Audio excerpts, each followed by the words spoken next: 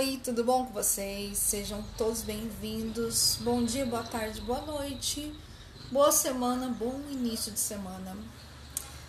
Como sempre, iniciamos um videozinho aqui para discutir um assunto específico das ciências mortuárias, das ciências forenses, enfim, e trago aqui para o Instagram, trago também para o YouTube. Então, sejam todos bem-vindos. Um grande abraço, um grande beijo para vocês.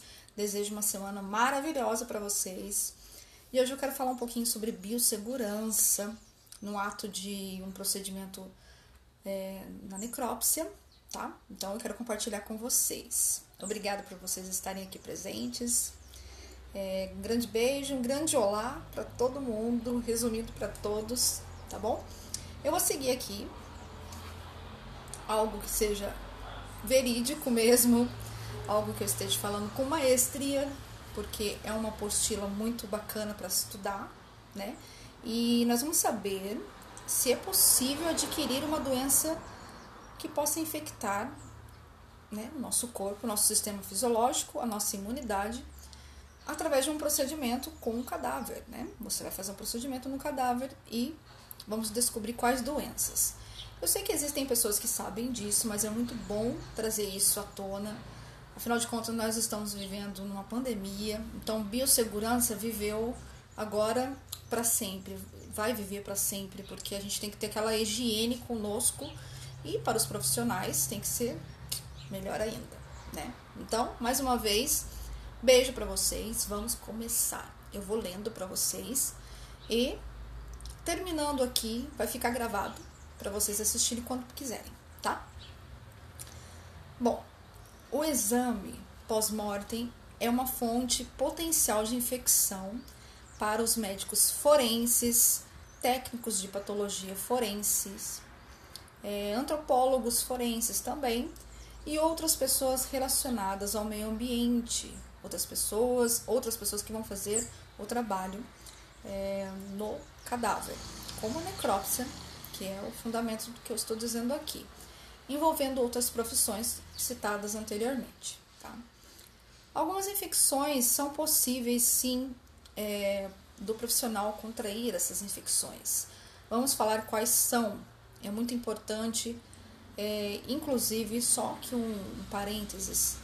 Se você é um profissional formado, é de suma importância que você leia o atestado de óbito feito antes mesmo de fazer algum procedimento, para você saber como que você deve se proteger, como que você vai cuidar do local do seu trabalho, usar os equipamentos de EPIs, né, equipamentos de segurança individual, para que você não corra risco de contágio. Por isso, é muito importante esse assunto, falar muito de biossegurança, não somente nessa época de pandemia, com várias mortes, infelizmente, acontecendo, mas existem outras doenças nas quais levam as pessoas a falecerem. Então, é importante. E quais são essas doenças, então? Vamos ver aqui. HIV. Infelizmente, quando uma pessoa vai fazer o procedimento no corpo, corre riscos de contrair o HIV. Por isso, é importante o exame feito antes, né, os exames forenses e a certidão de óbito para saber qual foi o motivo que a pessoa veio a falecer, para você se proteger mais ainda e não correr riscos, né? Isso não significa que você não vai realizar o procedimento, mas você vai ficar mais alerta, mais inteligente possível para você não ser contaminado, né? Ficar mais esperto, nesse sentido que eu quero dizer, tá? Vocês me entenderam, por favor. Hepatite B, C, D e G também podemos contrair num procedimento de necrópsia, na abertura de um corpo. Tuberculose e uma doença muito... a palavra dela é dificílima de falar, mas todos conhecemos como doença da vaca louca. É uma doença que come o cérebro da pessoa. Olha só que estranho.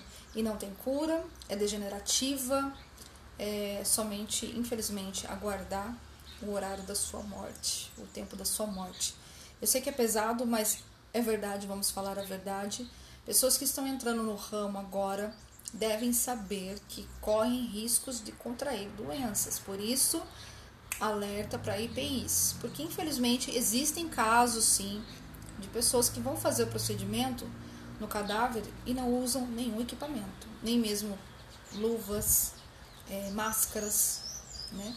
Então vamos prestar bastante atenção nisso, que é muito importante. Síndrome também pulmonar, complicações respiratórias, né? Se o cadáver exalar aquele ar que nós sabemos que existem ainda algumas coisas que o cadáver vai trazer como respostas, da sua forma de como foi a sua morte, podemos contrair sim. Células humanas, por isso que é importante o manuseio das luvas, né? São as células humanas de vírus, né, do tipo T, tá? Ela é do tipo T, e é uma infecção que vem dos micro-organismos patogênicos que podem, sim, tocar em nós. Por isso que é importante usar luvas, usar o avental propício para o procedimento, para a profissão, e o mangote. O mangote eu acho que não deve nunca faltar, porque você não pode ter um contato de pele sobrando aqui assim. Você tá com um avental até aqui, no seu braço, e a sua luva pega aqui. Então você fica com 1,5 cm, 2 centímetros, não sei, de espaço, onde você pode ali contrair uma infecção pela sua pele e infelizmente tem que correr mesmo para o hospital. Se você relar no cadáver e ele teve qualquer tipo dessas mortes que eu já citei, se ele morreu por HIV, tuberculose, enfim, se você tiver o contágio, relar realmente com a sua pele, sem proteção das luvas, você tem que correr imediatamente para o hospital, tá? Então, por isso que é muito importante.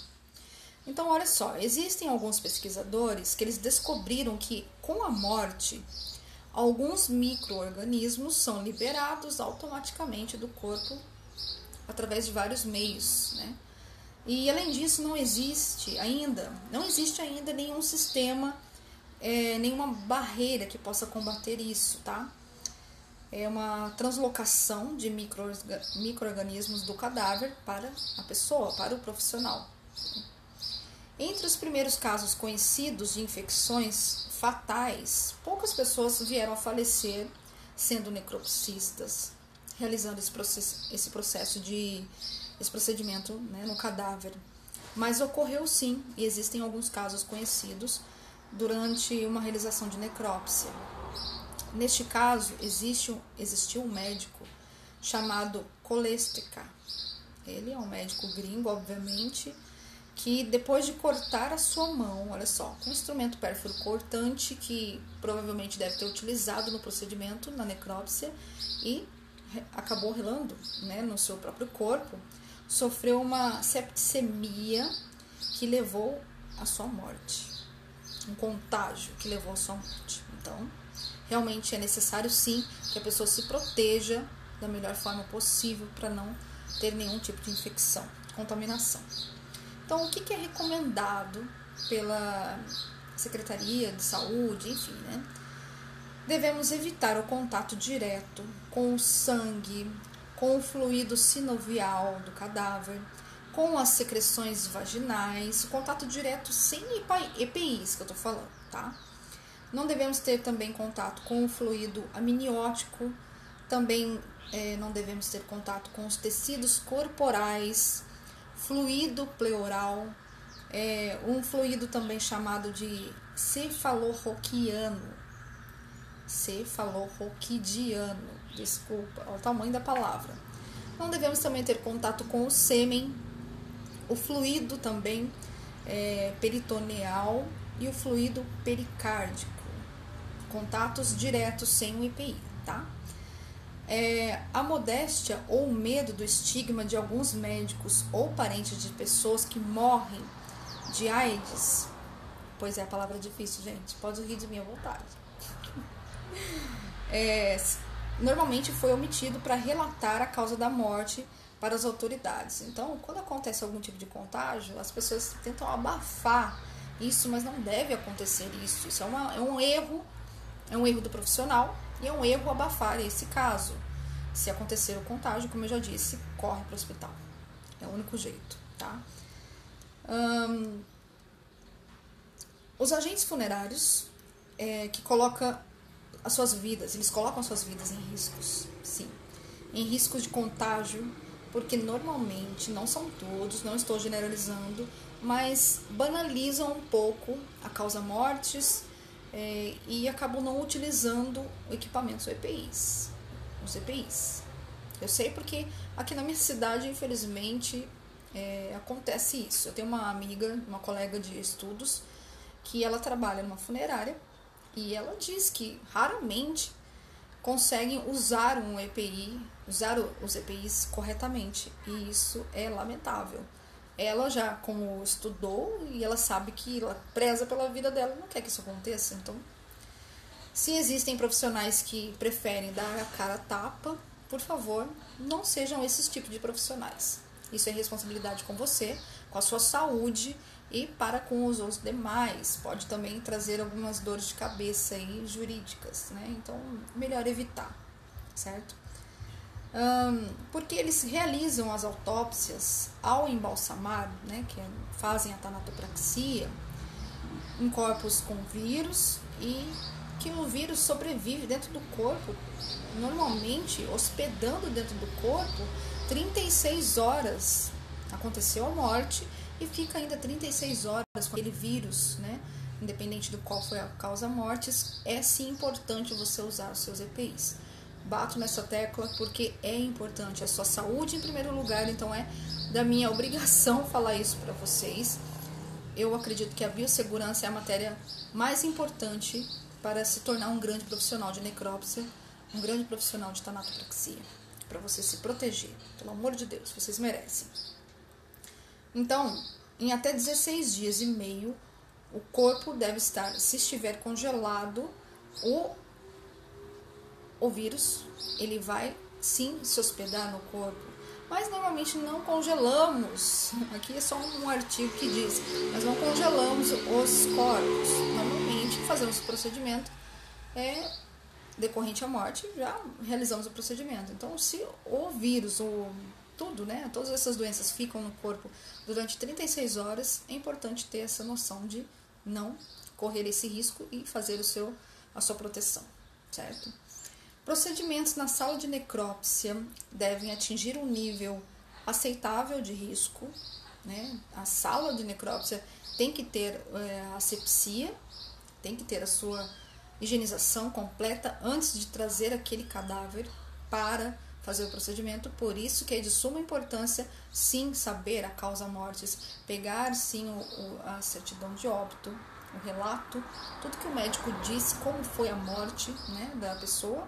Mesmo você vai fazer um procedimento que vá vasculhar mais a causa-mortes e ainda fazer um documento mais oficializado, porque você descobriu outros motivos da causa-mortes, você vai precisar desses procedimentos e desses procedimentos terá que ser feito de maneira segura e olhando sim a certidão de óbito, tá? Então a sala de necrópsia ela tem que atingir um nível aceitável, né, para poder fazer o procedimento, um nível aceitável de risco. E procedimentos e manuais devem ser regulamentados e as recomendações de biossegurança devem ser seguidas. Então, precisamos nos atentar também a algumas particularidades de riscos que podem ocorrer durante a necrópsia, como, por exemplo, também, olha só, fragmentos de agulhas e o próprio cianureto. Tem que ter muito cuidado. Relatar realmente todos os... você vai acabar fazendo um relatório, né, um relatório mesmo da causa-mortes, e você precisa se atentar disso.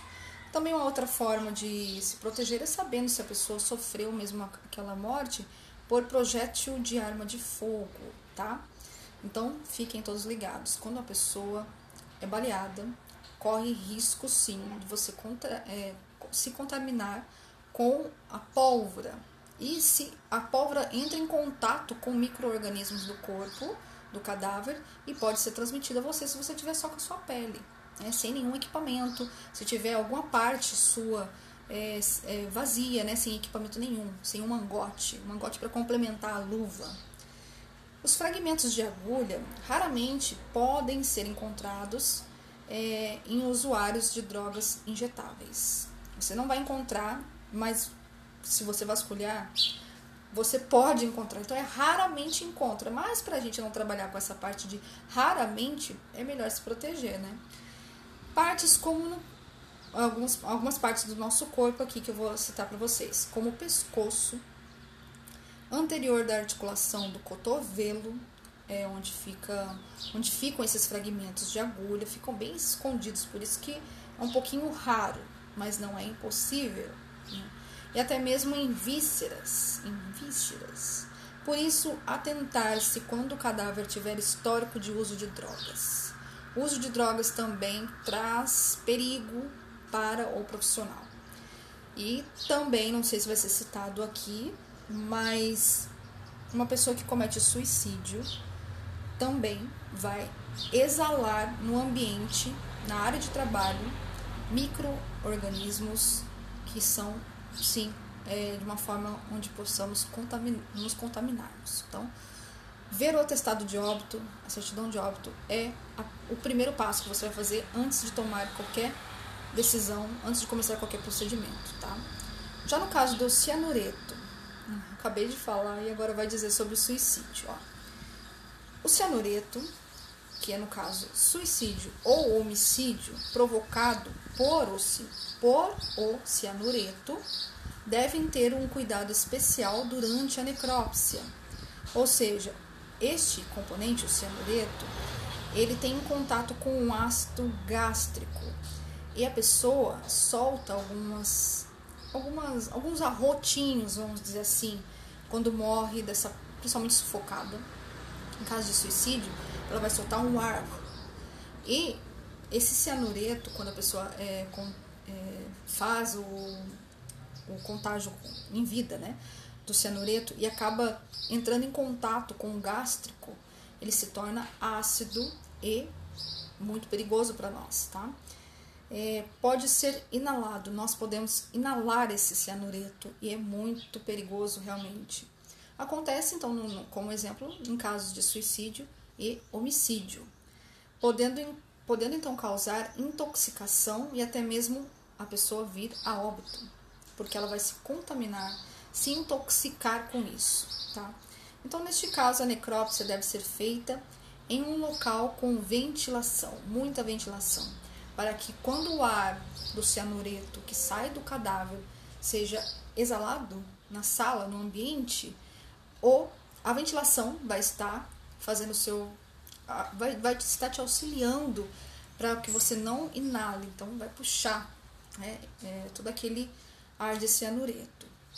Em questão do projétil de arma de fogo, ao penetrar no corpo, quando a pessoa sofre um tiro, muitas vezes se depara com ossos e cartilagens, rela nos ossos e cartilagens, fazendo com que eles se amassem. E nisso pode o quê? Pode aparecer alguns órgãos cortados devido ao projétil de arma de fogo. Então, se você está lá fazendo um manuseio, você abriu o corpo e foi por projétil de arma de fogo que a pessoa veio a falecer, veio a sofrer um dano nas costelas, nos ossos da costela, e você toca na costela quebrada, porque fica bem fininho, fica bem delicado de você relar, mesmo com a luva você pode tocar e cortar o seu dedo. Digo de novo, corre porque isso pode ser perigoso. Você pode estar ali tocando em algo que seja muito fatal para você. Então deve-se atentar ao retirar o projétil de arma de fogo com muito cuidado para não tocar em nenhuma cartilagem, em nenhum osso. Pode ter, né? Vai ter talvez, na maioria das vezes assim, vestígios da pólvora do projétil, e você precisa ter sim muito cuidado para não ter contato com a pólvora e nem mesmo com ossos quebrados e nem a cartilagem, porque lá pode ter sangue, vestígios da pólvora, o próprio osso em si pode causar grandes, né, perigos para a pessoa, para o profissional. Então você deve evitar esses manuseios e com muita delicadeza e cuidado para não ter cortes ou perfurações. E no caso de acidente de trabalho, existe uma contaminação por lesão da pele e o contato do sangue do cadáver. Então, se a pessoa veio a falecer por um acidente de trabalho, deve-se lavar a região afetada com sabão imediatamente. Tá? Se você foi cortado, você deve lavar essa região, seja sua mão, seu braço, não sei, com água e sabão e depois colocar álcool de 65 a 70% ml. Tá? Coletar, agora vem os procedimentos depois que você foi infelizmente contaminado ou tocado por diversos motivos que a pessoa tenha vindo a falecer. Então você precisa fazer o seguinte: coletar imediatamente o sangue do cadáver e levar para o hospital que atenda esse tipo de caso, que é o CAT, C-A-T, CAT, tá? É onde você vai também para se proteger, para tentar se livrar daquela contaminação, é o CAT. Então você, antes de sair, para você ir para o hospital correndo, eu até falei, vai correndo, né? Mas você precisa fazer a higienização do local com água e sabão e álcool de 65 a 70% e recolher imediatamente o sangue do cadáver e levar neste órgão que se chama CAT, ao hospital que atenda esses tipos de acidentes de trabalho, tá? E também podem realizar algum exame de sangue em quem foi ferido. Então, no profissional, vai ser realizado um exame para averiguar qual é a gravidade do problema, né? E fazer uma futura comparação para ver se realmente ele foi contaminado. Pode ser que não, né? Pode ser que não, mas não vamos arriscar. Se acontecer, é viável fazer isso sim, tá bom? Os auxiliares de necrópsia devem utilizar equipamentos para evitar essas contaminações, como eu já disse, os equipamentos de proteção individual, EPIs. Então, eles são o quê? Quais são esses equipamentos? Tem vídeo desse daí no meu canal no YouTube, mas eu vou falar para vocês. Boa tarde. Touca, óculos, máscara, avental, o mangote, que é o meu preferido, porque ele protege muito bem os braços em cima das luvas, ou as luvas em cima do mangote, tá? As luvas em si e a bota, as botas que você vai calçar. É muito importante todos esses equipamentos, independente da causa mortes. Eu acho que a pessoa tem que sim se atentar a isso, tá ok? A touca serve para proteger os cabelos e deve ser de material impermeável, tá? Não deve passar aguinha por este material. O óculos, a lente deve ser preferencialmente panorâmica, né? Você não pode perder também a visão do seu trabalho ali. Deve ser de plástico resistente e uma armação bem flexível que vai se aderir à sua cabeça. A máscara, ela serve para impedir a inalação de partículas, que podem ser a máscara TNT ou a N95, que são máscaras cirúrgicas, né? Elas têm mais proteções, ela vai ajudar muito mais o profissional. Com o diferencial que tem é que a N95, ela protege um pouquinho mais da contaminação, tá? Principalmente a contaminação por morte de tuberculose, né? O cadáver que morreu por tuberculose. Se atente, porque a N95 é mais indicada. O avental ele deve proteger toda a extensão anterior, lateral, se possível também posterior do corpo, por baixo do pescoço, tá? E também tem o seu TNT de plástico. Então é uma roupa em cima da outra.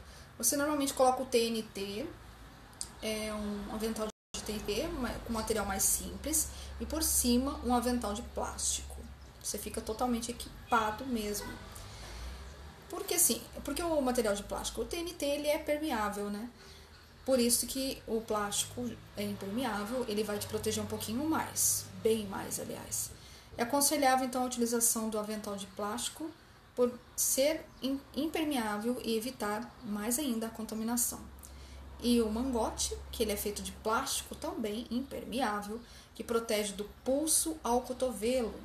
e é utilizado quando a luva é curta. Por via das dúvidas, use os dois, independente se a luva é curta ou não. É o meu pensamento. Então, protege bem mais essa região. As luvas são feitas de látex ou nítricas, conhecidas também como luva de procedimento, uma luva específica para esse tipo de trabalho. E as botas são feitas de material impermeável também, de plástico forte, resistente, de preferência que seja de PVC, um material chamado PVC, nós conhecemos, né? E sejam solados antiderrapantes para não correr risco de escorregar no ambiente, né, do seu trabalho, e de cano longo, certo? Então, essas foram as informações sobre biossegurança. Tem vídeo lá no meu canal que você vai encontrar sobre algumas coisas sobre isso, mas eu quis trazer para vocês aqui no Instagram, caso vocês não tenham visto ainda. Então eu peço para vocês seguirem aqui nosso trabalho, seguir também lá no YouTube. Uma vez por semana consigo trazer para vocês, ou mais de uma vez por semana, algum conteúdo que realmente vale muito a pena saber para quem está começando, ou, né, se atentar, principalmente nessa época de pandemia, que nós devemos nos proteger dentro e fora da área de trabalho, tá bom? Eu espero que vocês tenham gostado, sejam todos bem-vindos, aqui o espaço é de vocês, né? Nós trabalhamos muito com respeito mútuo e eu sou muito grata a isso. Eu desejo para vocês uma boa tarde, uma boa segunda-feira, e conteúdos ainda estão por vir em breve, tá bom? Grande beijo para vocês, fiquem todos com Deus e até mais. A gente se encontra numa próxima.